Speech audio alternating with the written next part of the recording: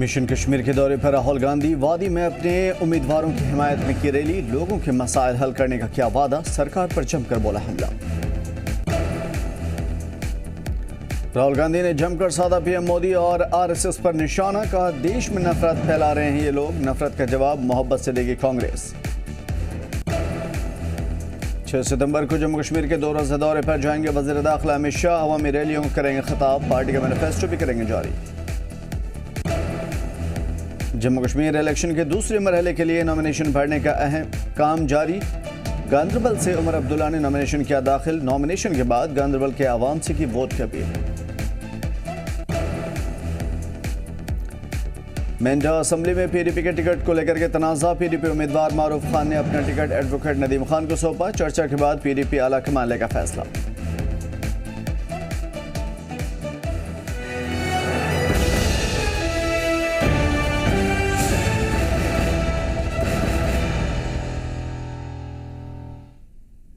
आदाब, नमस्कार। किस टीवी देख रहे हैं आप? मैं हूं आमिर एहसन, आप सभी के साथ। वक्त हो चला है 5 मिनट में 25 खबरों का।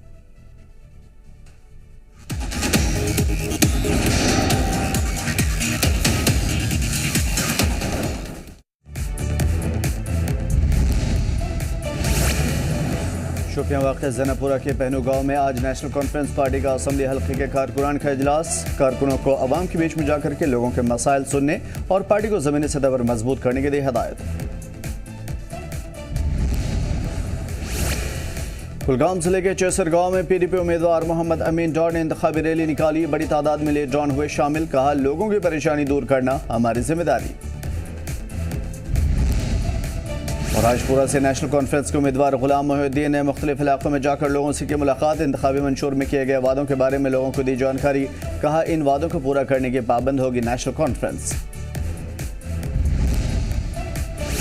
पीडीपी से नाराज लीडर शरीफुद्दीन शाह ने बांदीपुरा के साबिक वजीर और आज़ाद उम्मीदवार उस्मान मजीद से मिलाया हाथ। उस्मान मजीद ने शरीफुद्दीन शाह का किया इस्तकबाल, कहा उनके आने से खुद को कर रहे हैं मजबूत महसूस। गांदरबल असेंबली सीट से एनसी के नायब सदर उमर अब्दुल्ला ने भी भरा पर्चा। उमर के साथ बड़ी तादाद में वर्कर्स और तमाम एनसी सीनियर लीडरान मौजूद।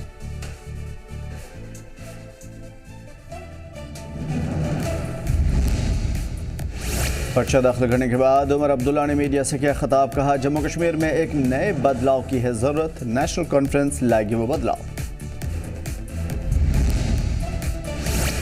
गांदरबल से मिल रही विपक्षी चुनौती के सवाल पर उमर अब्दुल्ला का जवाब, कहा कौन मेरे खिलाफ इलेक्शन लड़ा ये जरूरी नहीं, जम्मू कश्मीर का डेवलपमेंट कैसे हो और स्टेटहुड कैसे मिले ये हमारी पहली प्राथमिकता।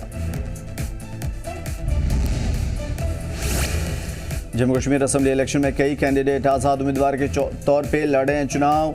मोहम्मद अकबर सोफी भी हैं आज़ाद उम्मीदवार, पुलवामा असेंबली हल्के से लड़ेंगे चुनाव।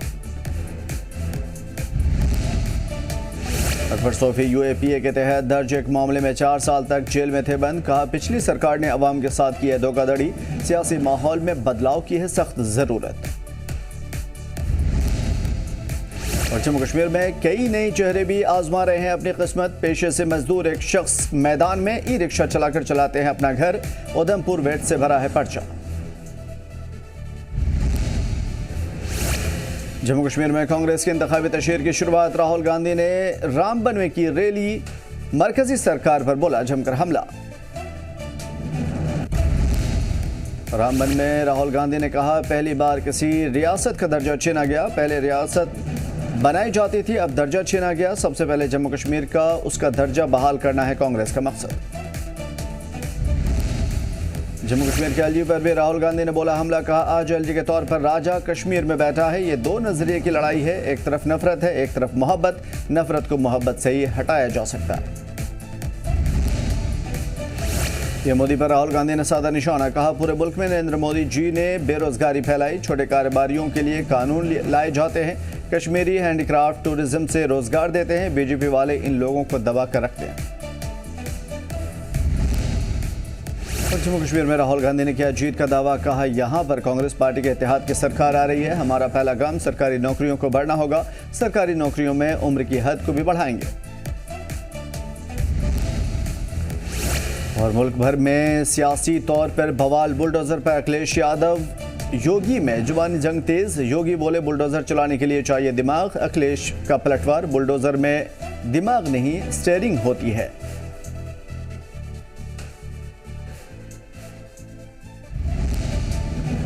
हिमाचल प्रदेश में सरकारी कर्मचारियों को 5 तारीख को मिलेगा वेतन। पेंशनर के खाते में 10 तारीख को आएंगे पैसे। आर्थिक संकट के बीच में सीएम सुक्खू ने विधानसभा में किया ऐलान। और सेबी के अधिकारियों ने टॉप मैनेजमेंट की वित्त मंत्रालय से की शिकायत। अनप्रोफेशनल तरीके से काम करने का लगाया आरोप। चिट्ठी में लिखा मीटिंग में चिल्लाना, डांटना, अपमानित करना है काम। और बिहार के छपरा में मेले में ऑर्केस्ट्रा देखने पहुंची भीड़ के साथ बड़ा हादसा। अचानक से भरभरा कर गिर गया घर का छज्जा। 100 से ज्यादा लोग हुए घायल। लखनऊ के दारुल उलूम नतुल उलमा में वक्फ बिल को लेकर के मीटिंग, लिया गया बड़ा फैसला। जारी रहेगा वक्फ बिल की मुखालिफत, लेकिन नहीं किया जाएगा कोई गैर ज़रूरी बयान। यूक्रेन के पोलतावा में रूस की एयर स्ट्राइक, 51 लोगों की मौत, 271 जख्मी। मिलिट्री इंस्टीट्यूट को बनाया गया था निशाना। वेस्ट बैंक में इजरायली सेना का ऑपरेशन तेज। तुलकर्म में इजरायली सेना ने 2 फलस्तीनियों को मारी गोली। दोनों की मौत सरेंडर ना करने पर चलाई थी गोली। कोलंबिया में ट्रक ड्राइवरों का मुजाहरा। पेट्रोल डीजल के दाम बढ़ने के खिलाफ प्रोटेस्ट पर बैठे कई शहरों के हाईवे को किया ब्लॉक। और इंग्लिश चैनल में पलटी माइग्रेंट की नाव, 12 लोगों की मौत। मरने वालों में ज्यादातर ख्वातीन। फ्रांस से ब्रिटेन पहुंचने की कर रहे थे कोशिश। इजराइल के तेल अवीव में प्रोटेस्ट जारी। कई जगहों पर पुलिस और मुजाहिदीन में झड़प। बंधकों की रिहाई के लिए समझौते की मांग।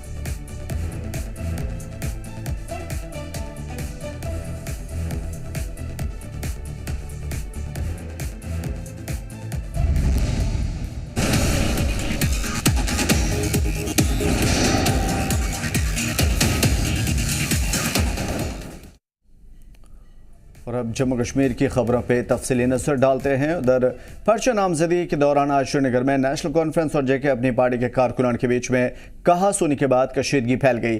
चनापुरा असम्बली हलके के जेके अपनी पार्टी के उम्मीदवार अल्ताफ बुखारी और नेशनल कॉन्फ्रेंस के उम्मीदवार मुश्ताक गुरु अपने सैकड़ों हामियों के साथ पर्चा दाखिल करने पहुंचे थे। इस मौके पर फारूक अब्दुल्ला और गुलाम हसन मीर भी अपने अपने उम्मीदवारों के हमरा थे। दोनों पार्टी के कारकुनान हाथों में पार्टी का झंडा लिए हुए पुरजोश अंदाज में अपने उम्मीदवारों और पार्टी के हक में नारेबाजी कर रहे थे।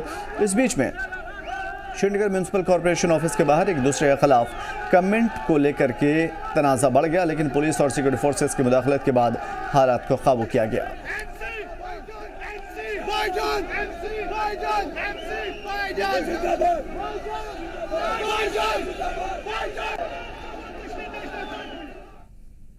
उधर बीजेपी के सीनियर लीडर और assembly election in charge Ram Madhav ने कहा है कि इंतखाबात जीतने के लिए नेशनल कॉन्फ्रेंस और पीडीपी जैसी पार्टियां अब अलहदगी पसंदों की मदद ले रही हैं। श्रीनगर में सहाफियों से बातचीत करते हुए कहा कि चुनाव के बाद बीजेपी वाज़ेह अक्सरियत के साथ हुकूमत बनाने जा रही है।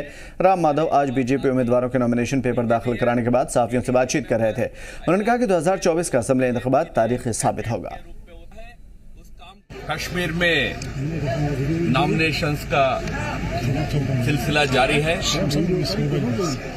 जम्मू और कश्मीर यूनियन टेरिटरी बनने के बाद पहली बार यहाँ लेजिस्लेचर के लिए चुनाव होने जा रहे हैं। एक बहुत ऐतिहासिक चुनाव ये साबित होगा। हमें पूरा विश्वास है कि जिनके कारण या जिन परिवारों के कारण 30-40 इयर्स तक वैली के लोग, जम्मू के लोग बहुत बड़ी त्रासदी से गुजरते रहे हैं, उन परिवारों की छुट्टी होगी। एक नया नेतृत्व जम्मू कश्मीर में उभरेगी। वो पूरा भरोसा हमको है।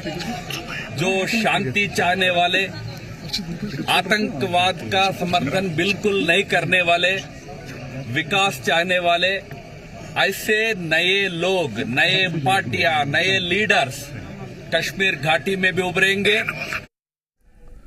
जमात इस्लामी के साबिक general secretary Ghulam Qadir loan की बेटे डॉक्टर कलीमुल्लाह ने लंगेट असेंबली हलके से इंतखाबात लड़ने का फैसला किया है। डॉक्टर कलीमुल्लाह ने ऐलान किया है कि वो आज़ाद उम्मीदवार के तौर पर इंतखाबी मैदान में उतरेंगे। और लंगेट सेगमेंट्स में इलेक्शन लड़ रहा हूँ और मैं यहाँ लोकल इश्यूज़ जो हमारे हैं उन बहुत सारे इश्यूज़ हमारे लोकल इस लंगेट कॉन्स्टिट्यूंसी से रिलेटेड हैं और हमारी स्टेट से भी रिलेटेड है। जो अनसर्टनिटी यहाँ पे 19 से हो रही है और जो हमारे पास जॉब्स में प्रॉब्लम है, जो हमारे सोशल इश्यूज़ और क्राइम्स बढ़ रहे हैं, ड्रग्स है, बाकी सारी चीज़ें हैं, इन चीज़ों को देख के बड़ा दिल तंग हो जाता है। हमें चाहिए कि कुछ ऐसे लोग भी हों जो इन चीज़ों को एड्रेस करें और कुछ लोग और जिसकी सबसे बड़ा चीज़ है कि जॉब क्रिएशन में हेल्प करें। और उसके बाद सबसे इम्पोर्टेंट इशू है जिस पे हमें एड्रेस करना चाहिए वो है कि जो हमारे यहाँ पे आर्टिकल 370 के बाद लोग बिल्कुल डिटैच हो गए हैं पॉलिटिक्स से, या उनके पास एजुकेशन से वो महरूम हो गए हैं। पिछले 5 एक सेशन चेंज किए गए, बार-बार एक्सपेरिमेंट्स किए जा रहे हैं और जो एजुकेशन सेक्टर है इसमें नेशनल एजुकेशन पॉलिसी आने के बाद भी इवन दो इसमें कुछ चीज़ें है नहीं उतनी कि हम दुनिया के साथ कम्पीट कर सकें।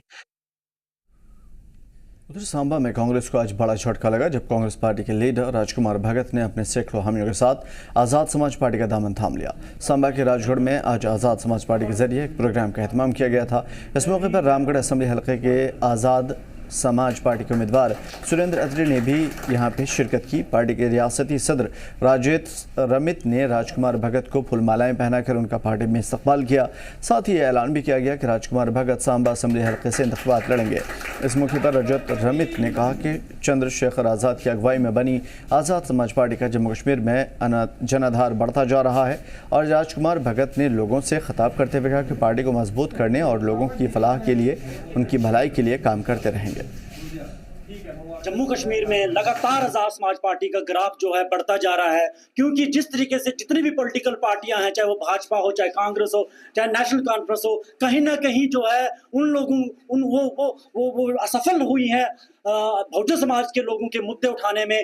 तो लोगों का जो है बढ़ चढ़ के जो है आज़ाद समाज पार्टी का जो है समर्थन जो है लोगों को मिल रहा है। और आज़ाद समाज पार्टी को हाल ही में जस्ट 3 या 4 महीने ही जो है इनॉग्रेट हुए थे, लेकिन लोगों का इस तरीके से समर्थन है क्योंकि लोगों के पास पहले जो है विकल्प नहीं था। अब सांबा के अंदर भी जो है लोगों के पास जो है विकल्प है, क्योंकि जब से आज़ाद समाज पार्टी की इनॉग्रेशन जम्मू कश्मीर में हो गई है तो सांबा के लोग भी जो है अब बहुजन समाज की जो आवाज को बुलंद करने के लिए आज़ाद समाज पार्टी का दामन थाम रहे हैं। आज के दिन में जो है हमारे साथ जो है राजकुमार भगत जी ने जो है आज़ाद समाज पार्टी का दामन थामा है और उन्होंने अपने कम से कम भी 50 कार्यकर्ताओं के साथ जो है आज़ाद समाज पार्टी का दामन थामा है। और आने वाले टाइम में सांबा डिस्ट्रिक्ट में जो है आज़ाद समाज पार्टी बढ़ चढ़ के जो है इलेक्शन में जो है कंटेस्ट करेगी। बहुजन समाज पार्टी जिहड़े बहुजन समाज के बंदे जिन्ने भी होंदे उन्होंने भेदभाव कर होंदा और जिन्ने भी अद्धी उम्र जिहड़ी है पार्टियां गुजारी उठदे ना बाद उन्हें कोई पुछदा नहीं है, उनके काम नहीं होंदे।